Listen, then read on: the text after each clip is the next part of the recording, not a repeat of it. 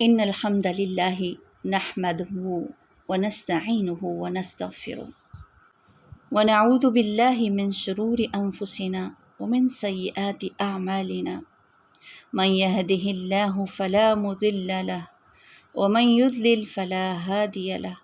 واشهد ان لا اله الا الله وحده لا شريك له واشهد ان محمدا عبده ورسوله اللهم صل على محمد وعلى آل محمد كما صليت على إبراهيم وعلى آل إبراهيم إنك حميد مجيد اللهم بارك على محمد وعلى آل محمد كما باركت على إبراهيم وعلى آل إبراهيم إنك حميد مجيد يا أيها الذين آمنوا اتقوا الله حق تقاته ولا تموتن إلا وأنتم مسلمون يا أيها الناس اتقوا ربكم الذي خلقكم من نفس واحدة وخلق منها زوجها وبث منهما رجالا كثيرا ونساء واتقوا الله الذي تساءلون به والأرحام إن الله كان عليكم رقيبا يا أيها الذين آمنوا اتقوا الله وقولوا قولا سديدا يصلح لكم أعمالكم ويغفر لكم ذنوبكم ومن يطع الله ورسوله فقد فاز فوزا عظيما وقال الله تعالى والفجر وليال عشر فصل لربك وانحر۔ اللہ تعالیٰ کا احسان ہے کہ اس نے ہمیں اسلام کی ہدایت بخشی، اور اس کا احسان ہے کہ وہ ہماری تمام تر سستیوں، کوتاہیوں، بے رغبتیوں، بے پرواہیوں، بے نیازیوں کے باوجود ہمیں اپنے فضل اور رحمت سے محروم نہیں کرتا، بلکہ ہر کچھ عرصے کے بعد وقفے وقفے سے نیکی کے مواقع فراہم کرتا ہے۔ حقیقت میں وہ اپنے بندوں کو ہرگز عذاب دینا نہیں چاہتا، شرط یہ کہ ہم بندے بن کر رہیں۔ تو یہ مواقع اللہ سبحانہ تعالیٰ ہم سب کو دیتا رہتا ہے کہ وہ ہمیں بچانا چاہتا ہے۔ ما یفعل اللہ بعذابکم ان شکرتم وآمنتم، اللہ بھلا تمہیں سزا دے کر کیا کرے گا، شرط یہ ہے کہ تم شکر گزار بنے رہو اور ایمان لائے رکھو۔ حالانکہ اگر وہ عذاب دینا چاہے نا تو اس کو کوئی پوچھنے والا نہیں ہے، کوئی پوچھنے کا حق رکھتا ہی نہیں ہے کہ وہ کسی کو جواب دے نہیں ہے۔ سورۃ الانبیاء میں اللہ سبحانہ تعالیٰ فرماتے ہیں لا یسأل عما یفعل وہم یسألون، وہ اپنے کاموں کے لیے کسی کے آگے جواب دہ نہیں ہے، بلکہ کیا ہے، سب لوگ اس کے جواب دہ ہیں۔ حدیث میں آتا ہے، حضرت عبداللہ ابن الدہلمی رحمہ اللہ علیہ فرماتے ہیں کہ میرے دل میں تقدیر کے بارے میں کچھ وسوسہ پیدا ہوا، کچھ شک اور کچھ شبے کی کیفیت۔ تو میں نے حضرت ابی بن قعب رضی اللہ تعالیٰ عنہ سے پوچھا، ان کے پاس گیا، ان سے سوال کیا۔ میں نے کہا اے ابا منذر، میرے دل میں تقدیر کے بارے میں کچھ وسوسے پیدا ہو رہے ہیں، ڈرتا ہوں کہیں اس سے میری دنیا اور آخرت تباہ نہ ہو جائے۔ تو حضرت ابی بن قعب نے فرمایا بھتیجے، اللہ عز و جل اگر اپنے تمام آسمانوں اور تمام زمینوں کے مکینوں کو، تمام زمینوں اور تمام آسمانوں کی مخلوقات کو عذاب دینا چاہے تو عذاب دے گا، اور وہ ظالم بھی نہیں ہوگا۔ یعنی تمام مخلوقات اس کی ہیں، اور جب چاہے بنائے، جب چاہے ان کو ختم کر دے، جس کو چاہے عزت دے، جس کو چاہے ذلت دے، جس کو چاہے دولت دے، جس کو چاہے تو اس سے محروم بھی کر دے، اس کی مرضی ہے۔ کسی کا کیا حق، کیا حیثیت، کیا مجال کہ اس سے پوچھے کہ وہ کیا اور کیوں کر رہا ہے۔ تو وہ اگر کسی کو عذاب دینا چاہے تو وہ ظالم نہیں ہوگا، اور نہ ہی کوئی اس سے پوچھنے کا حق رکھتا ہے، لیکن اور اگر وہ ان پر رحم فرمائے تو اس کی رحمت ان کے لیے، ان کے اعمال سے بہتر ہوگی۔ اور اگر تمہارے پاس احد پہاڑ برابر بھی سونا ہو اور تم اسے اللہ کی راہ میں خرچ کرو، وہ تم سے قبول نہ کرے گا جب تک تم تقدیر پر ایمان نہ رکھو۔ اور جب تک یہ نہ جان لو کہ جو مصیبت تم پر آئی ہے وہ کسی صورت تم سے چوک نہیں سکتی، ٹل نہیں سکتی، اور جو مصیبت تم سے ٹل گئی ہے وہ کسی صورت تمہیں پہنچ نہیں سکتی۔ اور اس عقیدے کے خلاف عقیدہ رکھتے ہوئے اگر تمہیں موت آ گئی تو تم جہنم میں داخل ہو گئے۔ اور کوئی حرج نہیں کہ اگر تم یہی سوال جا کر پوچھو عبداللہ بن مسعود سے۔ تو ابن دیلمی فرماتے ہیں پھر میں عبداللہ بن مسعود کے پاس گیا رضی اللہ تعالیٰ عنہ اور ان سے پوچھا۔ انہوں نے بھی سیم وہی جواب دیا جو مجھے ابی بن کعب نے دیا تھا، اور کہا کوئی حرج نہیں اگر تم حذیفہ بن یمان سے جا کر پوچھ لو۔ پھر میں حذیفہ بن یمان رضی اللہ تعالیٰ عنہ کے پاس آیا، اس سے پوچھا، انہوں نے بھی یہی باتیں کی۔ کہا اگر تم کو مزید یقین دینا ہے تو جاؤ زید بن ثابت کے پاس اور اس سے پوچھو۔ کہتے ہیں میں زید بن ثابت کے پاس آیا، ان سے پوچھا تو انہوں نے فرمایا میں نے اللہ کے رسول کو فرماتے ہوئے سنا ہے کہ اللہ عز و جل اگر تمام آسمانوں اور زمین والوں کو عذاب دینا چاہے تو عذاب دے گا، تو اس کا ان کو عذاب دینا ظلم نہیں ہوگا، اور اگر وہ ان پر رحم کرے تو اس کی رحمت ان کے لیے ان کے اعمال سے بہتر ہوگی۔ اور اگر تمہارے پاس احد پہاڑ برابر سونا بھی ہو اور اسے تم اللہ کی راہ میں خرچ کر دو تو وہ تم سے ہرگز قبول نہیں کرے گا جب تک تقدیر پر ایمان نہ رکھو، اور جب تک یہ نہ جان لو علم یقین کی حد تک کہ جو تکلیف تمہیں پہنچی ہے وہ ہرگز ٹلنے والی نہیں تھی،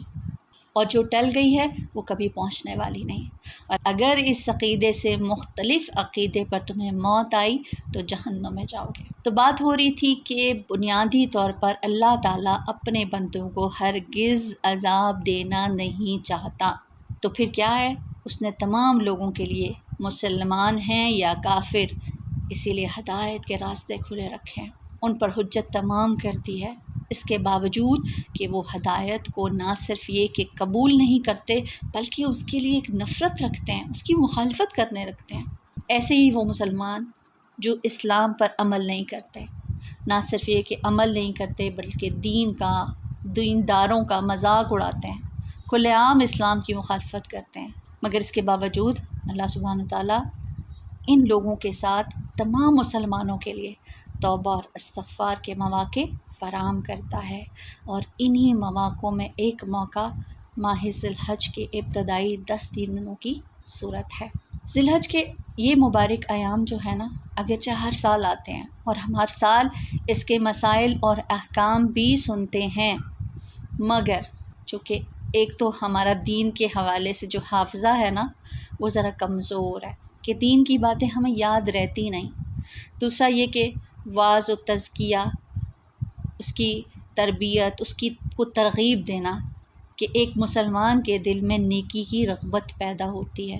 کہ دین کی طرف میلان اور اس کا رجحان بڑھتا ہے، اور شوق عبادت کے جوش اور جذبے میں اضافہ ہوتا ہے۔ اسی لیے اللہ سبحانہ تعالیٰ فرماتے ہیں وَذَكِّرْ فَإِنَّ الذِّكْرَ تَنفَعُ الْمُؤْمِنِينَ، نصیحت کرتے رہیں کیونکہ نصیحت اہل ایمان کے لیے فائدہ مند ہوتی ہے۔ تو کیا ہم سب کے لیے فائدہ مند ہے؟ انشاءاللہ بالکل ایسا ہی ہے۔ تو قرآن میں اللہ سبحانہ تعالیٰ فرماتے ہیں ان 10 دنوں کی فضیلت پر، والفجر ولیال عشر، سورۃ فجر میں آغاز جو ہے وہ 2 قسموں کے ساتھ ہو رہا ہے، والفجر ولیال عشر، تو فجر کی قسم اور پھر ان 10 راتوں کی قسم۔ اللہ سبحانہ تعالیٰ جب کسی چیز کی قسم کھاتے ہیں نا تو اس کی فضیلت اور اس کی اہمیت کی بنا پر کھاتے ہیں۔ تو ہم دیکھیں کہ فجر کی کیا اہمیت ہے، کیا فضیلت ہے کہ جس کی قسم کھائی گئی ہے۔ ویسے تو ہم دیکھیں دن میں کتنی نمازیں پڑھتے ہیں، دن میں 5 نمازیں، اس کے علاوہ اگر آپ دیکھیں تو اشراق ہے، چاشت ہے، اور اسی طرح آپ کی سنتیں ہیں، وتر ہے، اور نوافل اور کئی طرح کی مزید اور نمازیں بھی ہیں۔ لیکن ان سب میں اللہ سبحانہ تعالیٰ نے فجر کی وقت، فجر کی نماز کی قسم کھائی ہے۔ تو اس چیز میں ہم دیکھتے ہیں کچھ باتیں کہ ایسی کیا چیز ہے کہ جس کی وجہ سے فجر کے وقت کو اتنی حیثیت، اتنی اہمیت دی گئی۔ یہ جو فجر کی نماز ہے یہ اتنی عظیم نماز ہے کہ جس میں عموماً ہم سب لوگ کوتاہی کرتے ہیں، جبکہ نبی پاک صلی اللہ علیہ وسلم نے فرمایا کہ منافقین کے لیے یہ 2 نمازیں بہت بھاری ہیں۔ کون سی؟ عشاء اور فجر کی۔ حدیث میں آتا ہے کہ جس نے عشاء کی نماز پڑھ لی جماعت کے ساتھ گویا اس نے آدھی رات قیام کر لیا، اور جس نے پھر عشاء کی نماز کے ساتھ فجر کی نماز جماعت سے پڑھ لی تو وہ اتنا خوش قسمت ہے کہ وہ رات ساری جاگا نہیں ہے، اس نے کوئی قیام نہیں کیا، اس نے کچھ بہت لمبے تہجد کے لیے نوافل ادا نہیں کیے، لیکن نامہ اعمال میں اس کے لیے کیا لکھ دیا جاتا ہے؟ پوری رات قیام کا ثواب۔ اسی طرح فجر کی حیثیت کہ جو فجر کی نماز با جماعت ادا کرتا ہے وہ اللہ کی حفاظت میں آ جاتا ہے، اور اس کے برعکس جو فجر کی نماز کو چھوڑ دیتا ہے، سوتا رہ جاتا ہے، تو اللہ سبحانہ تعالیٰ اس کی حفاظت کی ضمانت نہیں لیتے۔ حجاج بن یوسف نے سالم کو بھیجا کہ کسی شخص کو قتل کے لیے، اس کی سزا ہے کہ اس کو قتل کر دیا جائے۔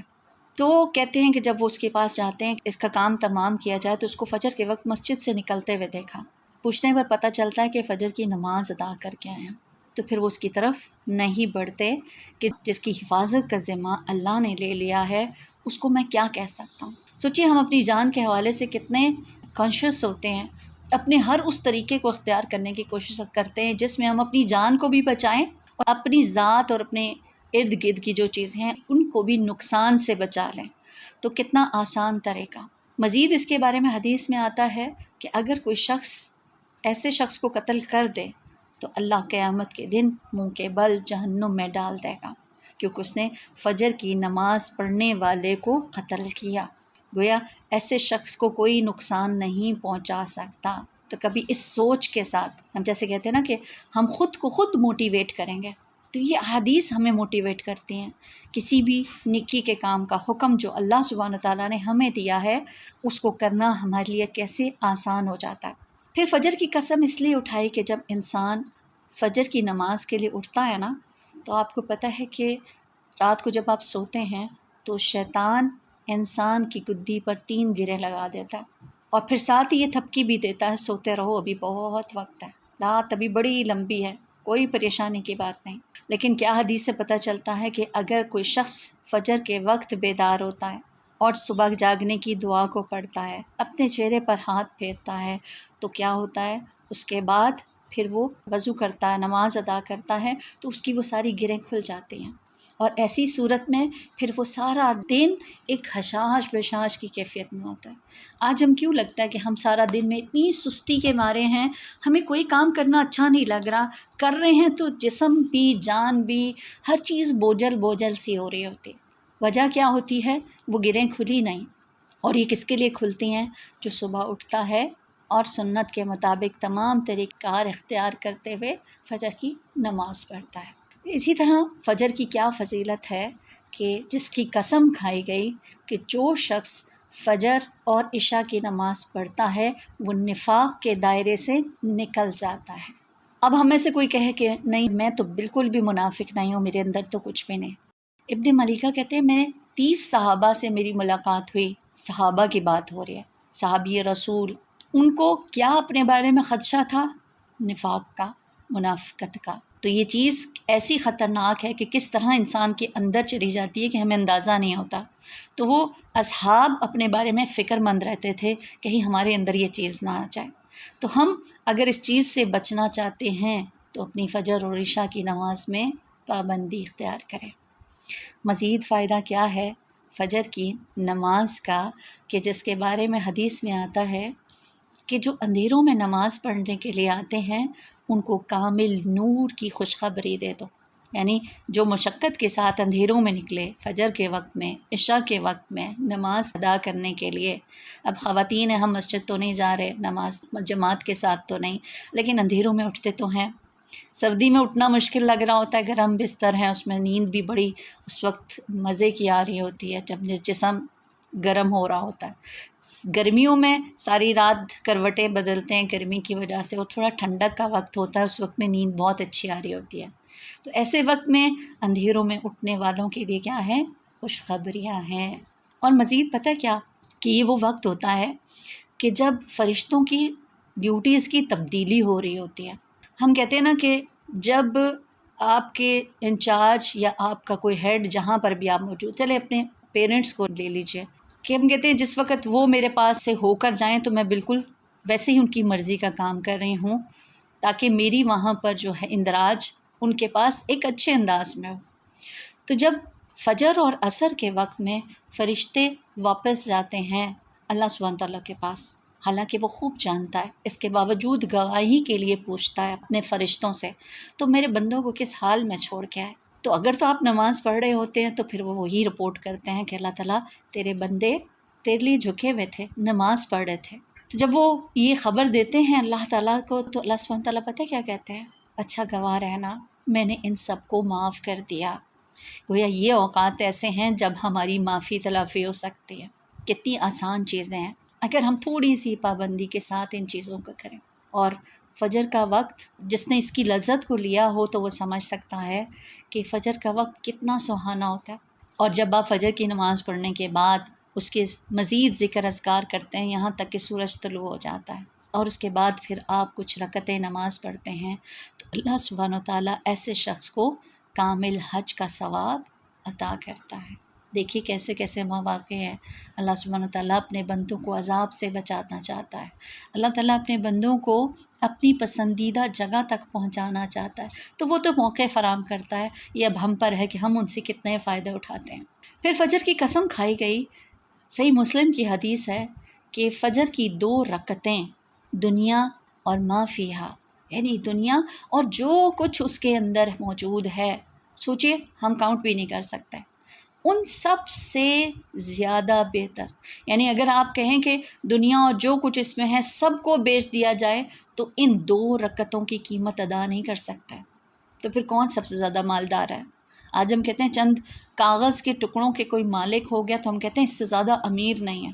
تو پھر جو فجر کی نماز پڑھنے والا ہے وہ کس قدر امیر ہے؟ تو چند ٹکوں کا مالک یا پوری دنیا کی بات ہے، اور کہنے والے کون ہیں؟ ہمارے پیارے نبی صلی اللہ علیہ وسلم، جن کی بات جھوٹی ہو ہی نہیں سکتی، جن کی بات ایسی نہیں ہو سکتی کہ جسٹ اصحاب کو تسلی دی جا رہی ہے، نہیں، ایسا ہے، ایسا ہوگا۔ صحیح مسلم کی حدیث سے ہمیں پتہ چلتا ہے، آپ صلی اللہ علیہ وسلم فرماتے ہیں 2 ہستیاں جہنم میں داخل نہیں ہوں گی، فجر اور عصر کی نماز جماعت کے ساتھ پڑھنے والا، اللہ تعالیٰ اس کو جہنم میں کبھی نہیں ڈالے گا، کبھی نہیں۔ اور جس کی عصر کی نماز فوت ہو جائے، مزید پتہ چلتا ہے کہ تو اس کا تو تمام گھر بار اہل و عیال سب کچھ تباہ ہو گیا۔ جہاں کچھ چیز لینے پر کتنا فائدہ ہے اور اس کو چھوڑ دینے پر کتنا بڑا لاس ہے۔ فجر کی نماز کو قسم کھانے کی ایک وجہ اور کیا ہے کہ بخاری اور مسلم کی روایت ہے، صحابی رسول کہتے ہیں ہم اللہ کے رسول کے پاس بیٹھے ہوئے تھے، رات کا وقت تھا، 14ویں رات کا چاند بہت صاف نظر آ رہا تھا، تو آپ نے اس کی طرف اشارہ کر کے فرمایا، میرے صحابہ چاند کو دیکھ رہے ہو؟ جس طرح تم چاند کو دیکھ رہے ہو نا، قیامت کے دن تم جنت میں اپنے رب کا دیدار اسی طرح کرو گے، اور اگر تم یہ چاہتے ہو کہ تمہیں اللہ کا دیدار ہو تو فجر اور عصر کی نماز سے پیچھے نہ ہٹنا۔ تو پھر کیا کریں گے کہ فجر اور عصر کی نماز میں پابندی کہ ہم سب بھی اللہ کا دیدار کر پائیں، اللہ ہماری قسمت میں ہماری نصیب میں بھی اس کو کر دے۔ پھر دوسری قسم جو کھائی ولیال عشر، اللہ نے 10 راتوں کی قسم کھائی ہے۔ اب وہ 10 راتیں کون سی ہیں جن کے لیے خاص طور پر بیان کیا گیا؟ ابو عثمان النہدی بیان کرتے ہیں کہ سلف صالحین 3 عشروں کی عظمت بیان کرتے ہیں، یعنی 3 مختلف قسم کے عشر۔ وہ کیا ہیں وہ 3 عشرے؟ پہلے 10 دن محرم کے، پہلے 10 دن ذی الحجہ کے، اور رمضان کے آخری 10 دن۔ ان کے نزدیک یہ 3 عشرے بہت عظمت والے ہیں۔ تو اللہ تعالیٰ نے ان 10 راتوں کی جو ذی الحجہ کے 10 راتیں ہیں اس کی قسم کیوں اٹھائی؟ سب سے پہلی وجہ، یہ مہینہ حرمت والے مہینوں میں سے ہے۔ یاد رکھیے ذی الحجہ کن مہینوں میں آتا ہے؟ اگر ہم کہتے ہیں اسلامک کیلنڈر کے 12 مہینے، اس میں سے 4 حرمت والے مہینے ہیں، اور ان میں سے ایک ذی الحجہ۔ 4 حرمت والے مہینے کون سے ہیں؟ ذی القعدہ، ذی الحج، محرم، اور اس کے بعد ایک اور مہینہ آتا ہے جو رجب کا مہینہ کہلاتا ہے، جو شعبان اور جمادی الثانی کے درمیان ہے۔ تو 10 راتوں کی قسم اس لیے اٹھائی گئی کہ یہ حرمت والے مہینے کی ان 10 راتوں میں ہیں جس پر کافر بھی لڑائی نہیں کرتے تھے۔ اب ہم سب کے لیے سمجھنے کی بات ہے، ساتھ ساتھ ہم اپنے عمل کے لیے پوائنٹس لیں گے کہ جب یہ حرمت والے مہینے اور کافر بھی ان دنوں میں لڑائی نہیں کرتے تھے، لوٹ مار نہیں کرتے تھے، کہ ان دنوں میں حاجی جو تھے وہ حج کی تیاری کے لیے نکلتے تھے. لیکن آج ہم مسلمان جھگڑوں میں کہیں پر بھی کمپرومائز کرنے کو تیار نہیں، اور وہ بھی کسی نان مسلم سے نہیں، اپنے ہی مسلمان بہن بھائی اپنے ہی گھروں کے اندر. کہ یہ سوچ کر ان 10 دنوں میں ہم سب نے کہ یہ محترم مہینہ میں سے ایک مہینہ، تو اس میں کسی قسم کا لڑائی جھگڑا نہیں کرنا، کہ یہ 10 دنوں کی فضیلت کہ یہ اس مہینے میں آتا ہے. پھر یہ کہ اللہ تعالیٰ نے ان 10 راتوں کی قسم کھائی، اور اس کا ذکر قرآن مجید میں مزید آتا ہے، وَيَذْكُرَ اسْمَ اللَّهِ فِي أَيَّامٍ مَّعْلُومَاتٍ عَلَىٰ مَا رَزَقَهُم مِّن بَهِيمَةِ الْأَنْعَامِ. یہ وہ ایام معلومات ہیں جس میں لوگ اللہ کا ذکر کرتے ہیں، اور جو اللہ نے ان کو جانور عطا کیے ہیں تو پھر کیا کرتے ہیں، 10ویں دن اس کی قربانی کرتے ہیں. اس لیے بھی اللہ نے اس کی قسم کھائی. سیدنا جابر رضی اللہ تعالیٰ عنہ بیان کرتے ہیں کہ اللہ نے دن کا جو نظام بنایا ہے اس میں افضل ترین دن ذی الحجہ کے پہلے 10 دن ہیں. اب دیکھیں تو لیلۃ القدر کی راتیں بھی بہت افضل ہیں. ہم رمضان میں بہت زیادہ اس کے لیے ایفرٹ کرتے ہیں. رمضان سے پہلے ہی ہمارے اندر ایک شوق ہوتا ہے کہ آنے والا وقت رمضان آنے والا ہے اور اس کے لیے ہمیں بہت کچھ کرنا ہے، لیکن ان راتوں کے لیے ہمارے ذہن میں کچھ بھی کانسیپٹ نہیں ہوتا. امام ابن تیمیہ فرماتے ہیں کہ دنوں کے اعتبار سے ذی الحجہ کے دن زیادہ افضل ہیں، اور راتوں کے اعتبار سے رمضان کی آخری 10 راتیں افضل ہیں. تو کیا سمجھ آتے ہیں، ہم ان دنوں سے ان راتوں میں خوب عبادت کرتے ہیں. ایسا ہی ہے نا کہ رمضان کی راتوں کا ہمیں بہت احساس اور اندازہ ہے کہ وہ کس قدر قیمتی ہیں، کیونکہ اس میں ایک رات ایسی ہے کہ جس کو مل جائے تو پھر اس کی آخرت سنور جاتی ہے، اس کے سارے گناہ معاف ہو جاتے ہیں.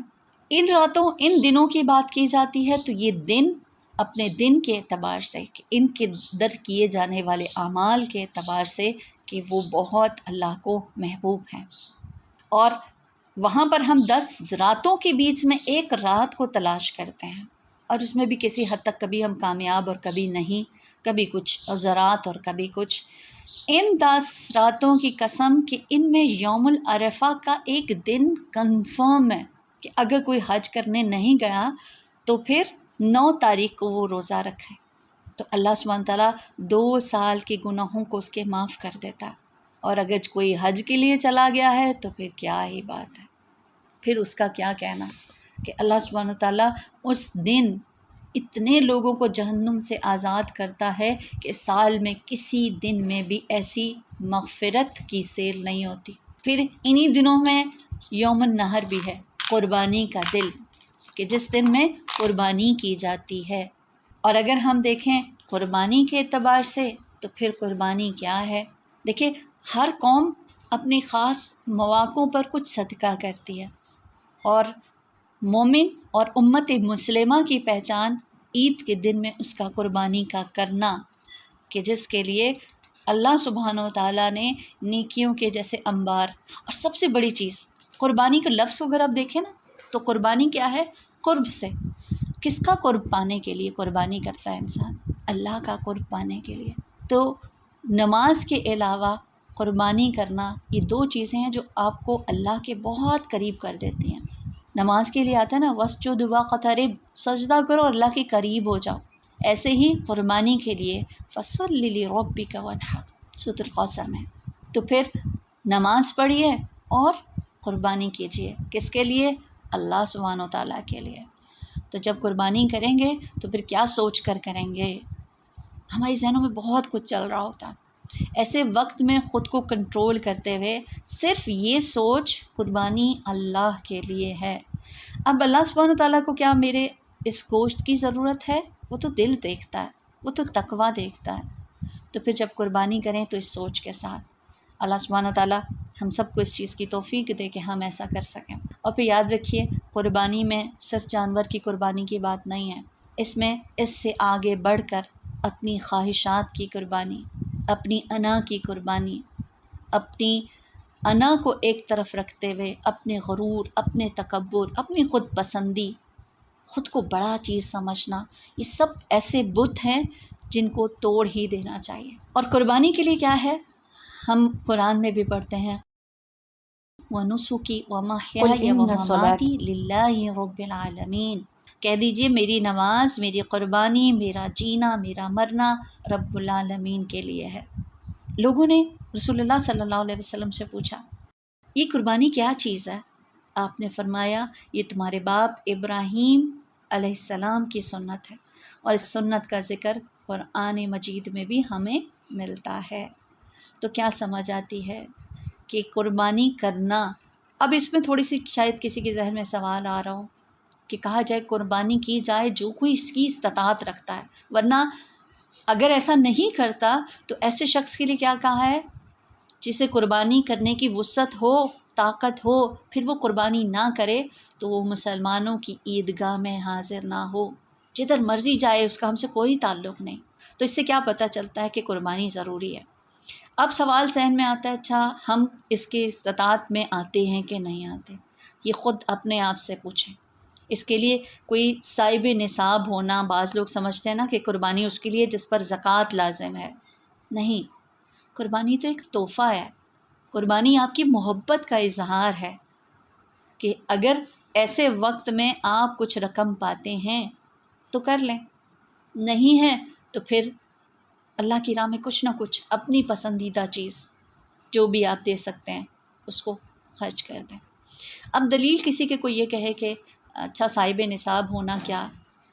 ہم دیکھتے ہیں نبی پاک صلی اللہ علیہ وسلم قربانی کیا کرتے تھے، اور حجۃ الوداع کے موقع پر آپ نے 100 اونٹ قربان کیے۔ حضرت عائشہ رضی اللہ تعالیٰ روایت کرتی ہیں کہ جب سے آل محمد مدینہ میں آئی 3 رات تک گندم کے آٹے کی روٹی سے ہم سیر نہیں ہوئے، یعنی روٹی 3 دن مسلسل نہیں کھائی، لیکن اس کے باوجود قربانی دیا کرتے تھے۔ تو کیا سمجھ آتا ہے یہاں پر بات کہ اگر آپ ایسے وقت میں کچھ اپنے پاس پاتے ہیں تو ضرور قربانی کریں۔ اللہ تعالیٰ نے 10 ذی الحج کی قسم کھائی، اس کی مزید کیا وجہ ہے کہ امام ابن اثر اسقلانی فرماتے ہیں اللہ تعالیٰ نے قسم کھائی ہے، اس کی وجہ کیا ہے کہ ان 10 دنوں میں جو آپ کی عبادات کی ورائٹی ہے وہ سب اس میں اکٹھی ہو جاتی ہے، جو سارا سال میں کسی اور وقت میں نہیں ہوتی۔ مثلاً اگر آپ کہیں کہ رمضان میں ہم سب عبادات کرتے ہیں، ہم روزہ بھی رکھتے ہیں، ہم زکوٰۃ بھی دیتے ہیں، صدقہ بھی کرتے ہیں آپ، اور اس طرح کی بہت ساری چیزیں، لیکن نماز کے ساتھ، صدقہ کے ساتھ آپ کو یہاں پر حج نہیں ملتا۔ لیکن حج کے مہینے کے اندر ان 10 دنوں میں حج کا وقت موقع آتا ہے، اور اس کے ساتھ باقی تمام عبادات آ جاتی ہیں، جس میں روزہ بھی ہو جاتا ہے، صدقہ بھی ہو جاتا ہے، اللہ کی راہ میں کچھ خرچ کرنا، اور اللہ کا ذکر بھی اور دعائیں بھی، ایوری کائنڈ آف عبادت۔ اس کی مزید ایک جو خاص بات کہ قرآن پاک میں اللہ سبحانہ تعالیٰ فرماتے ہیں وَوَاعَدْنَا مُوسَىٰ 30 لَيْلَةً وَأَتْمَمْنَاهَا بِعَشْرٍ فَتَمَّ مِيقَاتُ رَبِّهِ 40 لَيْلَةً، ہم نے موسیٰ کو 30 دن رات کے لیے طلب کیا اور بعد میں 10 دن کا اور اضافہ کر دیا، اس طرح اس کے رب کی مقرر کردہ مدت پورے 40 دن ہو گئے۔ اور آپ جانتے ہیں یہ جو مزید 10 دن تھے یہ ذی الحج کے پہلے 10 دن تھے، اور انہی 10 ایام کے بیچ میں ایک آیت نازل ہوئی الیوم اکملت لکم دینکم واتممت علیکم نعمتی، دین کے مکمل ہونے کی یہ آیت، جن کے بارے میں یہودی ایک مرتبہ اکٹھے ہو کر حضرت عمر رضی اللہ تعالیٰ عنہ کے پاس آئے، کہتے ہیں مسلمانوں کے خلیفہ ایک آیت ہے تمہاری کتاب میں، اتنی بڑی آیت، اللہ نے اگر ہمیں یہ آیت دی ہوتی تو جس دن یہ آیت نازل ہوتی ہم اس کو عید کا دن بنا لیتے، اور اس پر انہوں نے یہی آیت پڑھی۔ کتنی عجیب بات ہے نا، یہودی بھی مانتے ہیں کہ دین مکمل ہو گیا، لیکن ہم اس بات پر ابھی بھی شک میں، اسی لیے دین میں نئی نئی ایجادات، نئی نئی چیزیں نکالتے رہتے ہیں۔ تو حضرت عمر رضی اللہ تعالیٰ عنہ کہتے ہیں کہ عرفہ کا دن تھا، اللہ کے رسول سواری پر سوار تھے، عصر کے بعد کا وقت تھا اور یہ آیت نازل ہوئی۔ اور آپ کو پتہ ہے مزید یہ کہ اللہ سبحانہ تعالیٰ نے جب کائنات کو پیدا کیا، ساری روحوں کو جمع کیا، اور وہ میدان عرفات میں انہی 10 دنوں میں سے عرفہ کے دن جمع کیا، اور اللہ نے اپنی ربوبیت کا اعتراف کروایا۔ تو سب روحوں سے کیا سوال کیا؟ الست بربکم؟ تو انہوں نے جواب دیا قالوا بلا، سب نے ایک زبان میں کہا آپ ہی ہمارے رب ہیں۔ تو اللہ سبحانہ وتعالیٰ نے ربوبیت کا وعدہ روحوں سے لیا انہی 10 دنوں میں سے ایک دن، اور ان 10 دنوں میں سب سے افضل دن، ان کی افضل ترین دن کا ہونا کہ نبی پاک صلی اللہ علیہ وسلم نے فرمایا ان 10 دنوں میں انسان جو کام کرتا ہے، اس کو بہت توجہ سے سنیے گا، یہ بہت اہم حدیث ہے، ان 10 دنوں میں انسان جو کام کرتا ہے وہ سارے سال سے افضل کام ہے۔ دوسری روایت کے الفاظ ملتے ہیں کہ نبی پاک صلی اللہ علیہ وسلم نے صرف افضل نہیں کہا بلکہ پاکیزہ اعمال کہا، کہ جو اعمال وہ ان 10 دنوں میں کوئی کرتا ہے۔ تیسری روایت سے پتہ چلتا ہے محبوب ترین کام اگر کوئی کرنا چاہے تو اس کا طریقہ یہ ہے۔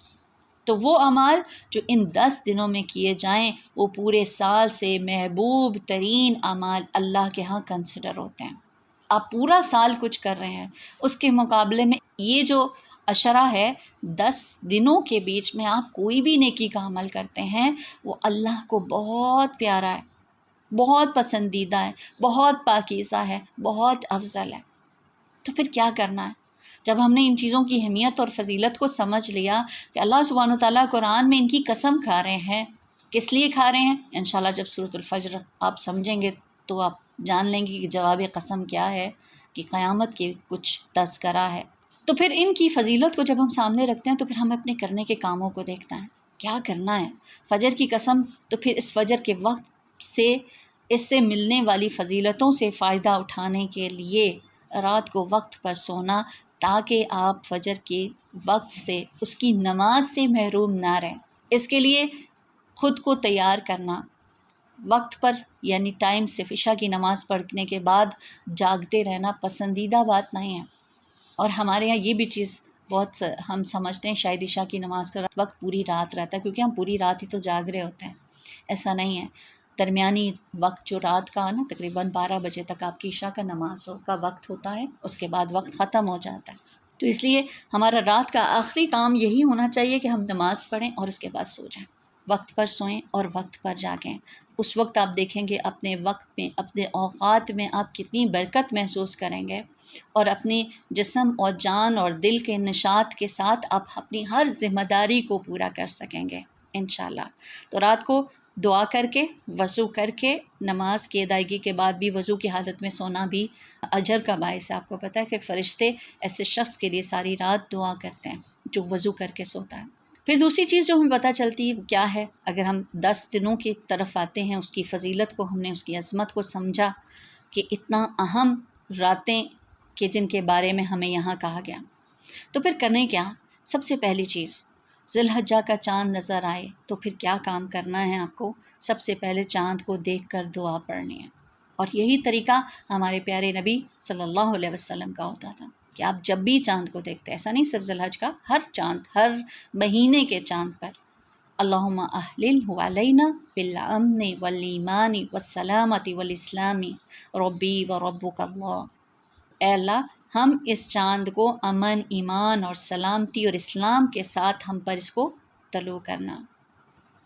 اے چاند میرا اور تیرا رب اللہ ہے۔ تو اللہ تعالیٰ سے برکت مانگنی ہے، ایمان سلامتی مانگتے ہیں، اسلام کی عظمت کی دعا مانگتے ہیں۔ اور پھر ایک اور روایت میں آتا ہے وَالتَّوْفِيقِ لِمَا تُحِبُّ رَبَّنَا وَتَرْضَى رَبَّنَا وَرَبَّكَ اللہ، کہ اللہ سبحانہ تعالیٰ ایسے اعمال کی توفیق کے ساتھ کہ ایسے کام میں کر لوں جو تجھ کو پسند آ جائے، جس سے تو راضی ہو جائے۔ مزید روایت میں پتہ چلتا ہے کہ اللہ کے رسول صلی اللہ علیہ وسلم نے فرمایا غیر الضالین ولا مضلین، کہ اس پورے مہینے میں کوئی مجھے گمراہ کرنے کی طاقت نہ رکھے، یعنی کوئی مجھے گمراہ کرے نہ، اور نہ ہی میں کسی کو گمراہ کروں، نہ کوئی مجھ سے ٹکرائے اور نہ میں کسی سے ٹکراؤں۔ تو سوچئے اگر ہم ہر مہینے کی ابتدا اس دعا کے ساتھ کریں تو کیا اس کا ایفیکٹ ہماری زندگیوں پر نہیں پڑے گا؟ تو یہ کام ہم سب سے پہلا کریں گے کہ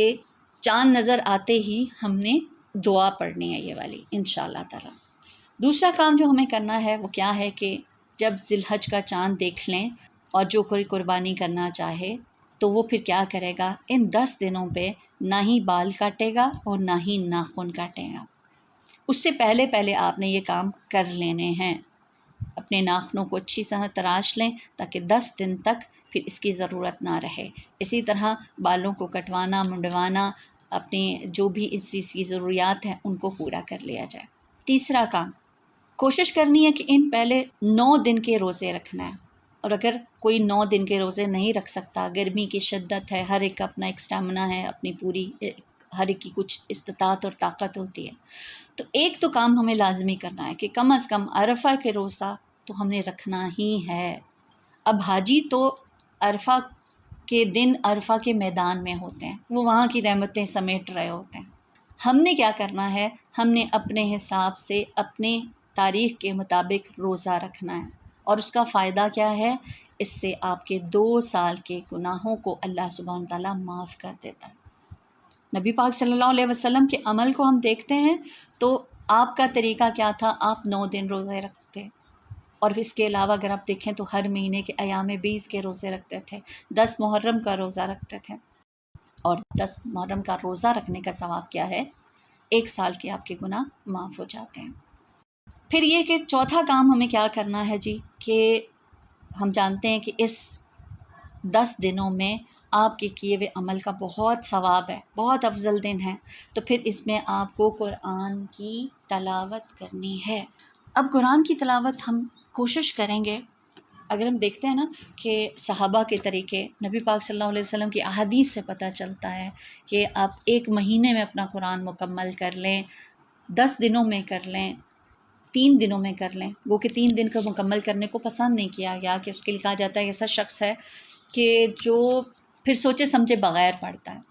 تو ہم کوشش یہ کریں گے انشاءاللہ کہ ان 10 دنوں میں سے 8 دن میں اپنے قرآن کو مکمل کر لیں۔ کیا ترتیب اگر آپ نوٹ کر سکیں تو،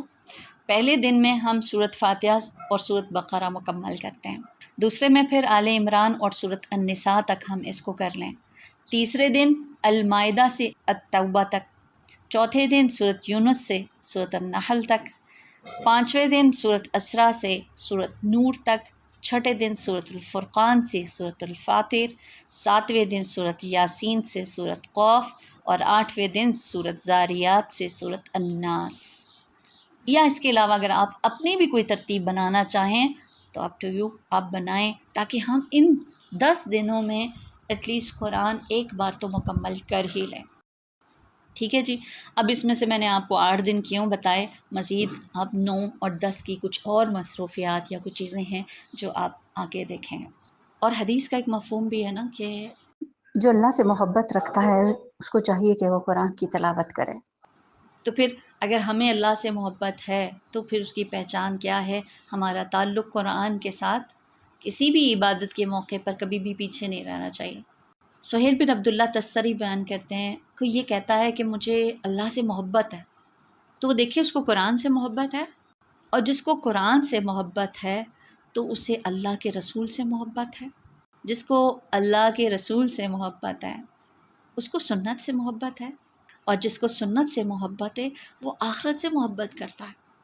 اور جو آخرت سے محبت کرتا ہے تو پھر اس کا دل دنیا میں نہیں لگتا، اور جو دنیا سے دل نہیں لگاتا اور آخرت سے سچی محبت کرتا ہے تو وہ دنیا کی رنگینیوں میں اپنے آپ کو گم نہیں کر بیٹھتا، بلکہ اس چیز کی تیاری کرتا ہے کہ جس طرح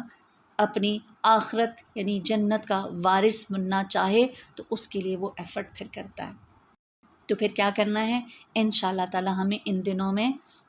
خوب سارا قرآن پڑھنا ہے۔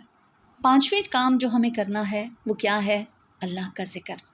کثرت کے ساتھ اللہ کا ذکر، کہ جس کے لیے کیا کہا جاتا ہے، دلوں کا سکون اللہ کے ذکر میں ہے۔ آج ہم تو کہتے ہیں کہ گانے سننے میں ہے، ذرا سی ٹینشن ہو رہی ہے تو آپ کچھ میوزک سن لیں، کہیں آؤٹنگ کے لیے نکل جائیں، لیکن یقین کریں آپ کے دلوں کا اطمینان اللہ کے ذکر میں ہے۔ سیدنا حسن بصری رضی اللہ تعالیٰ عنہ کہا کرتے تھے 3 چیزیں ہیں جن میں لذت اور حلاوت کو تلاش کرو، ڈھونڈو، یہ تمہیں یہاں ملے گی۔ وہ کیا ہے؟ نماز میں، ذکر میں اور تلاوت قرآن میں۔ اگر تمہیں نماز میں لذت آتی ہے، اللہ کے ذکر میں حلاوت آتی ہے، قرآن کی تلاوت سے مٹھاس ملتی ہے، تو سمجھ لو رحمت کا دروازہ کھلا ہے۔ اور اگر لذت محسوس نہیں ہو رہی تو اللہ کی رحمت کا دروازہ تمہارے لیے بند ہو چکا ہے۔ تو پھر ایسی صورت میں ہمیں اس کے لیے کوشش کرنی چاہیے۔ اب دیکھتے ہیں ہم اللہ کے ذکر میں جب بات کرتے ہیں تو کیا ہوتا ہے کہ انسان کا سکون اور اطمینان اللہ کا ذکر، اور ایسا ہوتا ہے کہ جب آپ اللہ کا ذکر کرتے ہیں نا تو شیطان بھاگ جاتا ہے، کیونکہ شیطان ہی ہمیں زیادہ تر اپنی ایکٹیویٹیز میں مصروف رکھنا چاہتا ہے، کیونکہ اس نے تو وعدہ کیا ہے اس بندے کو اللہ کی راہ کے قابل تو چھوڑوں گا ہی نہیں۔ تو پھر سب سے پہلی چیز تو پہلے اسے اپنے سے دور کریں، اور اس دور کرنے میں بسم اللہ بہت اہم کردار ادا کرتا ہے۔ جب آپ کھانا کھائیں تو بسم اللہ پڑھیں، جب آپ لباس تبدیل کریں تو بسم اللہ پڑھیں۔ اور یہی بات آج ہم سمجھنے سے قاصر ہیں۔ ہم کہتے ہیں کوئی فلاں شخص آیا اور اس نے نظر لگا دی۔ آپ کو پتہ ہے کہ جب ہم لباس اتارتے ہیں تو پھر کوئی انسان ہمارے ارد گرد نہ بھی ہو، جنات اور شیاطین ہوتے ہیں جن کو ہم نہیں دیکھ رہے ہوتے لیکن وہ ہمیں دیکھتے ہیں۔ لیکن جب آپ بسم اللہ پڑھ لیتے ہیں تو ان کے درمیان اور آپ کے درمیان میں پردہ حائل ہو جاتا ہے، پھر شیطان آپ کو دیکھ نہیں سکتا۔ اسی طرح بسم اللہ پڑھ کر کھانا کھانا، بسم اللہ پڑھ کر گھر کے اندر داخل ہونے کی دعا پڑھنا، کہ ایسی صورت میں آپ کو پتہ جب آپ کھانا کھاتے ہیں تو بسم اللہ پڑھتے ہیں تو شیطان اتنا کمزور ہو جاتا ہے جتنا کوئی مکھی ہے جتنا، اور اگر آپ بسم اللہ نہیں پڑھتے تو پھر شیطان اتنا طاقتور ہو جاتا ہے، جیسے اتنا فزیکلی بھی بڑا ہو جاتا ہے، جیسے کوئی بہت بڑا سارا کمرہ ہو اس میں سما جائے۔ تو پھر کیا کرنا ہے؟ گھر میں داخل ہوتے وقت، کھانا کھاتے وقت، لباس کی تبدیلی کے وقت، رات کو ایون بجلی لائٹس بند کرتے وقت، چراغ بجھاتے وقت، برتنوں کو اپنا ڈھکتے وقت، سب چیزوں میں بسم اللہ پڑھنا شروع کر دیں۔ ویسے تو ہر کام میں ہماری بسم اللہ ہونی چاہیے، کہ آپ کو اللہ کی ضرورت نہیں، کہ اللہ تعالیٰ آپ کی ہر کام میں آپ کے لیے مدد کرے۔ آج ہمیں شاید اپنے آپ پر بہت بھروسہ اور بہت توکل ہو گیا، اپنی ذاتوں کو بہت لے بیٹھے کہ ہم ہر چیز، لوگوں سے تو بے نیاز ہوئے تھے، اللہ سے بھی بے نیاز ہونے لگے ہیں۔ تو پھر جناب اللہ کا ذکر، اور اللہ کے ذکر میں بہت پیاری دعا سبحان اللہ و بحمدہ، جو 100 بار پڑھ لیتا ہے تو کیا کہا جاتا ہے؟ اس کے سارے گناہ معاف ہو جاتے ہیں، خاص سمندر کی جھاگ کے برابر ہوں۔ اب اس کو شاید وہی امیجن کر سکے جس نے سمندر دیکھا ہو کہ ہر لہر کتنی جھاگ لے کر آتی ہے۔ حضرت نوح علیہ السلام نے اپنے بیٹوں کو نصیحت کی تھی کہ بیٹا لا الہ الا اللہ نہ چھوڑنا، اور ایک سبحان اللہ و بحمدہ، لا الہ الا اللہ یہ تمہیں جنت میں لے جائے گا، اور سبحان اللہ و بحمدہ یہ دنیا میں ہر چیز کو رزق جو ملتا ہے وہ اس کلمے کے ذریعے ملتا ہے۔ تو جس کو رزق کی کمی کا کوئی بھی تھوڑا سا بھی ایسا مسئلہ ہے تو اس صورت میں بھی، اور پھر نعمتوں کے دوام میں بھی تو ہم سب کو چاہیے نا، کوئی چیز ہمارے پاس ہمیشہ تو رہنے والی نہیں، تو ایسی صورت میں ایسے ذکر اور اذکار ہمیں ایسی کسی آزمائش میں نہیں آنے دیتے۔ پھر درود شریف کو کثرت کے ساتھ پڑھیں، لا حول ولا قوت الا باللہ جنت کے خزانوں میں سے ایک خزانہ ہے۔ اور پھر سب سے اہم چیز استغفار۔ ہم نے رمضان میں بھی سوچا تھا اللہ تعالیٰ ہم اپنی کوشش پہ اتنے لگے رہیں گے، اس وقت تک نہ چھوڑیں گے جب تک آپ ہمیں معاف نہ کر دیں، تو یہاں پر بھی ہم نے یہ ایفرٹ کرنی ہے۔ استغفر اللہ العظیم الذی لا الہ الا هو الحی القیوم واتوب الیہ، جو 3 بار اس کو پڑھ لیتا ہے نا اس کے سارے گناہ معاف ہو جاتے ہیں۔ حدیث میں آتا ہے کہ کوئی اگر میدان جنگ سے بھاگا ہے، اور اس کو بہت بڑا عظیم گناہ کہا جاتا ہے، تو کہتے ہیں کوئی اگر میدان جنگ سے بھاگا ہے وہ 3 بار یہ پڑھ تو اللہ معاف کر دیتا ہے، سبحان اللہ والحمد للہ ولا الہ الا اللہ واللہ اکبر۔ اس کا بھی کثرت کے ساتھ آپ نے ذکر کرنا ہے۔ اور اگر آپ اس دن کے لیے خاص طور پر کہتے ہیں تو یہ تو ہمیں نبی پاک صلی اللہ علیہ وسلم نے بھی اس کی تاکید کی ہے کہ جو ان دنوں کو پالے تو پھر زیادہ سے زیادہ کیا کرے؟ تحلیل، تحمید اور تکبیر، الحمدللہ، لا الہ الا اللہ، اللہ اکبر۔ ٹھیک ہے، تو ان الفاظ کا بہت زیادہ ذکر کرنا ہے تاکہ ہماری زبان کچھ فالتو بات نہ کرے، کیونکہ جہاں اپنے آپ کو ہمیں نیکیوں کی طرف لے کر جانا ہے وہاں کچھ گناہوں سے بھی بچانا ہے، اور اس کی بہترین صورت یہ ہے کہ کچھ خود کو پازیٹیو جگہ پر استعمال کر لیں، ورنہ یہ جانیں، یہ ذہن، یہ دل، یہ زبانیں فارغ رہیں تو یہ شیطان آپ کو غلط چیزوں کی طرف لے جائے گا، اور جب جب انسان اللہ کے ذکر سے غافل ہوتا ہے تو یاد رکھیے شیطان اس جگہ کو فوراً فل کر لیتا ہے۔ تو ایسی صورت میں صبح شام کی دعائیں، آپ کے سارا دن کی روٹین کی نبی پاک صلی اللہ علیہ وسلم جیسے دعائیں مانگا کرتے تھے وہ دعائیں، اور اس کے علاوہ کے ذکر اذکار کہ ان کے ساتھ اپنی زبانوں کو تر رکھا جائے۔ پھر اللہ کے ذکر میں تکبیرات کی بہت زیادہ ان دنوں کے حوالے سے اگر ہم دیکھتے ہیں تو اس میں تکبیرات بہت زیادہ پڑھیں، خاص طور پر 10 ذی الحج یعنی کہ آپ کا عید کے دن سے آپ کی تکبیرات شروع ہوتی ہیں، اور تیسرے دن کی مغرب یا مغرب سے پہلے تک تکبیرات، اور اس میں بھی ہمیں 2 طرح کی تکبیرات کا پتہ چلتا ہے۔ کون کون سی؟ ایک تکبیرات وہ ہیں جو تکبیرات جس کو کہتے ہیں مطلق، جو آپ ہر وقت بغیر کسی قید کے آپ بس پڑھتے رہیں، پہلی ذی الحج سے لے کر 13 ذی الحج تک، ٹھیک۔ دوسری قسم کی تکبیر مقید جو کہلاتی ہے وہ یہ ہے کہ صرف فرض نماز کے بعد یہ کہی جاتی ہے، یعنی فجر کی نماز کے بعد یوم عرفہ سے لے کر 13 ذی الحج کی عصر کی نماز کے بعد تک۔ تو انشاءاللہ ہم اس کی بھی کوشش کریں گے کہ ہم تکبیرات کا خیال رکھیں اور ان کو پڑھتے رہیں، اور اجر اور ثواب اللہ سبحانہ تعالیٰ ہم تک پہنچاتا رہے۔ پھر جناب آپ کا عید کا دن آ جاتا ہے، اس کو بھی خوشی کے ساتھ منائیں، عید کی نماز، اور اس دن بھی تکبیرات کو بہت زیادہ رکھیے گا کہ خوشی کے موقع پر کوئی اللہ کو بھول جائے تو یہ بات کچھ اچھی نہیں ہے، اسی لیے اللہ سبحانہ تعالیٰ نے ہمیں ان دنوں میں بھی تاکید کر دی، تکبیرات زیادہ سے زیادہ پڑھنی ہے،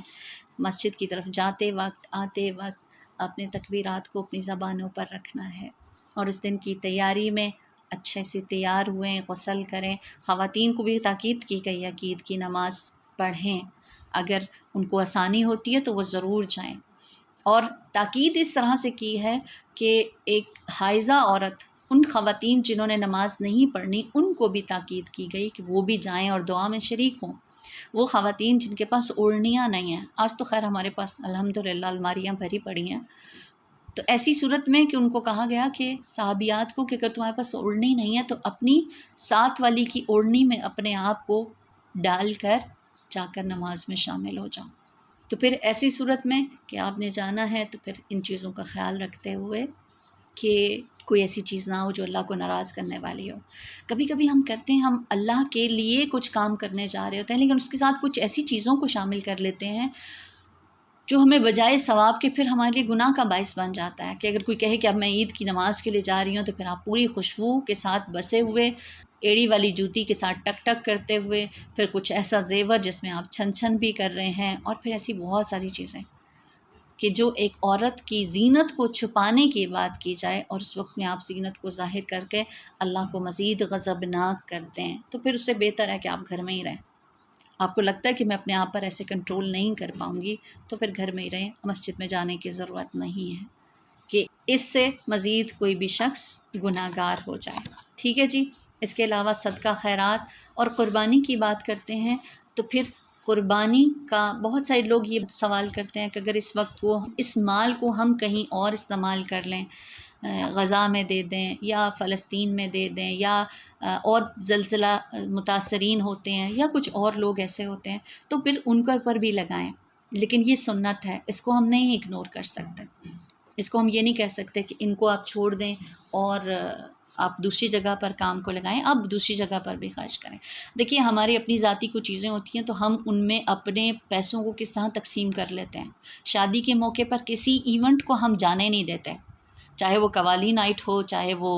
مہندی کی ہو، چاہے وہ مائیں ہوں جس کی کوئی ضرورت اور حیثیت اور اہمیت اور کوئی ذکر شریعت میں ہے ہی نہیں، ہم وہاں پر خرچ کرتے ہیں، کہیں سے بھی مال کو اپنے جمع کر لیتے ہیں یا پرانے جمع کیے ہوئے مال کو کیسے کیسے استعمال کرتے ہیں، لیکن جہاں بات آتی ہے دین پر خرچ کرنے کی تو پھر کیا کہا جاتا ہے، اتنا اسراف، اس کی کچھ ضرورت نہیں تھی، اس کو کہیں اور لگا لیتے ہیں، یہ مال کہیں اور بھی لگ سکتا تھا، فلاں بھی ضرورت مند، تو بالکل لگائیں، ان کے اوپر بھی لگائیں، لیکن قربانی اپنی جگہ حیثیت اور اہمیت رکھتی ہے، ٹھیک ہے۔ قربانی کے لیے پھر ایک چیز تھوڑی سی ذہن میں رکھ لیں کہ قربانی کی بھی کچھ شرائط ہیں کہ آپ جب قربانی کریں تو وہ جو قربانی کا جانور جس سے خریدا گیا ہے وہ مال بھی حلال کا ہونا چاہیے۔ وہ چوری اور ڈاکے اور ایسے کسی قسم کی قربانی اگر کی جاتی ہے تو وہ قربانی قبول نہیں ہوتی۔ اس کے علاوہ کس جنس سے قربانی کی جائے؟ اسی سے جس کا تعین شریعت نے کیا ہے، بہیمۃ الانعام، ٹھیک ہے۔ اور اجماع کا اس میں اتفاق ہے کہ اونٹ نر مادہ، گائے اسی طرح مذکر مؤنث، بھیڑ بکری، یہ جانور کیے جا سکتے ہیں۔ پھر ان کی کچھ ایج کی لمٹ بھی ہے جس میں ان کے دوندہ کسی کو کہا جاتا ہے جس کے 2 دانت گر چکے ہوں، تو اس طرح سے ان کی ایج کے فیکٹر کو بھی اگنور نہیں کیا جائے گا۔ پھر یہ کہ ان کے اندر کوئی ایسی بیماری یا عیب نہ ہو جو کہ واضح ہو، نظر آتا ہو، مریض ایسا جس کو کوئی مرض لاحق ہو، اس کا لنگڑا پن، اس کا کانا پن، یہ سب چیزیں ایسی ہیں جو اس کو عیب دار کرتی ہیں۔ کوئی ایسے لگتا ہے جیسے اللہ سبحانہ و تعالیٰ چاہتے ہیں کہ اللہ کے لیے جو قربانی ہو وہ صحیح سلامت اور کھلے دل کے ساتھ، اس میں دل کو کبھی تنگ نہ کیا جائے گا، بندوبست اللہ کرے گا۔ اور ایک چیز جو میں نے خود پہلی بار پڑھی، جو میں نے پہلے کبھی بھی نہیں اس چیز کو، شاید نظر میں آئی ہو حدیث تو میرے ذہن میں نہ ہو، کہ کہا جاتا ہے کہ اگر تم سفید رنگ کا جانور لیتے ہو یا مٹیالے رنگ کا، یا پھر اس میں کچھ سیاہ اور سرخ لائنیں دھاریاں سی ہوتی ہیں، تو تم ایک جانور کو ذبح کرتے ہو تو وہ 2 جانور کی قربانی کے برابر قبول کی جاتی ہے۔ تو اللہ سبحانہ تعالیٰ ہم سب کو توفیق دے کہ ہم اس کی راہ میں اخلاص کے ساتھ دینے والے ہوں، کھلے دل کے ساتھ۔ اور پھر قربانی کا صرف یہاں تک نہیں ہے، کبھی کچھ لوگ بہت کھلے دل سے مال لگا دیتے ہیں لیکن اس کی متعلقہ چیزوں کو پھر بہت بوجھل دل کے ساتھ ان کو سمیٹتے ہیں، ان کو صاف کرتے ہیں، ان کو ڈسٹریبیوٹ کرنے کو، جیسے کہا گیا کہ اس قربانی کو خود بھی کھاؤ، اپنے عزیز و قربا کو بھی کھلاؤ، مسکینوں کو بھی دو۔ تو ایسے وقت میں صرف اپنی ذات کو نہیں، سب کو ہی اپنی نظر میں رکھیے گا کہ خود ہی سارا کھا لیں۔ گرچہ کی اجازت اس سینس میں ہے کہ آپ کی فیملی بہت بڑی ہے، خاندان بڑا ہے اور قربانی کا جانور اتنا ہے کہ بس گھر میں ہی پورا ہو سکتا ہے، تو ایسی صورت میں کھایا جا سکتا ہے، لیکن ایسے وقت میں ایسے لوگوں کو فراموش نہ کریں۔ اچھا، کبھی کبھی ایسا بھی ہوتا ہے کہ ہم لوگ ایک سے زیادہ قربانیاں کر رہے ہوتے ہیں، کبھی 2 3 8 10 بھی لوگ کرتے ہیں۔ تو ایسی صورت میں کیا ہی طریقہ ایسا ہو کہ کچھ لوگوں کی ایسی کمیونٹی ہوتی ہے جہاں کہیں قربانی نہیں ہو رہی ہوتی، تو ایسی صورت میں پوری قربانی اگر ان کو دے دی جائے کہ یہ پوری قربانی میں ڈونیٹ کرتی ہوں میری طرف سے ان سب کے لیے، ایسا دل رکھتے ہیں کہ ہم ایسا بھی کچھ کر سکیں؟ ایک قربانی گھر میں کوئی کرتا ہے نا تو وہ سب گھر والوں کی طرف سے ہو جاتی ہے، ٹھیک ہے،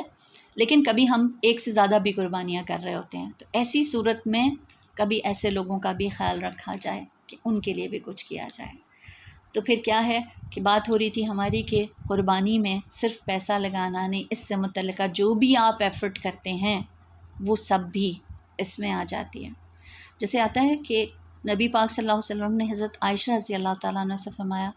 حج کے موقع پر کہ عائشہ، اس راستے میں جو بھی تم نے تکلیف اٹھائی ہے نا وہ سب نامہ اعمال میں لکھی جائے گی۔ وہ سفر کا تھکان ہے، وہ جو مال کا خرچ کرنا ہے، ظاہر آپ حج پر جاتے ہیں، کچھ اتنا آسان تھوڑا ہی ہوتا ہے، تو ہر چیز آپ کی لگ رہی ہوتی ہے۔